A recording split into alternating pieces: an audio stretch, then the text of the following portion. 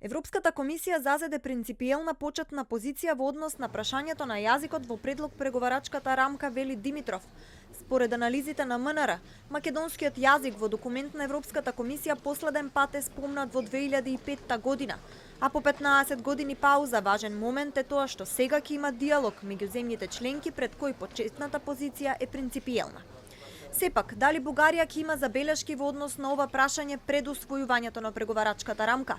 Македонскиот јазик е наша работа и за нас тоа прашање е затворено со комплетирање на процесот на личната карта во Обединетите нации. Околу тоа никој во земјава, ние имаме многу малку нешта за кои што се согласуваме за жал како политички фактори во земјата, меѓутоа за ова прашање мислам дека сме сите на една иста страна и таа е исправна страна. Уште од следната недела ќе почне дебата меѓу земјите членки на Унијата околу предлогот на Комисијата и вметнувањето на новата методологија. Во неа за Македонија влегуваат и договорите со Бугарија и Грција. Во меѓувреме македонските власти и покрај најавите од Атина не очекуваат дека Грција ќе прави проблем и дека се обидува да ја вметне во употреба кратенката РНМ место МКД.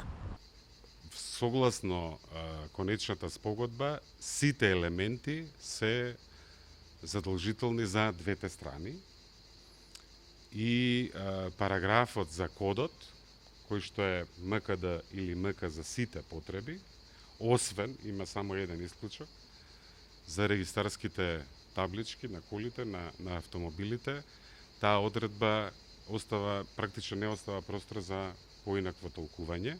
Опозицијската ВМРО ДПМН вчера го поздрави документот на Европската комисија, но порачуваат дека наведениот чин не значи дека Македонија истовремено има добиено и датум за отпочнување на преговори за членство.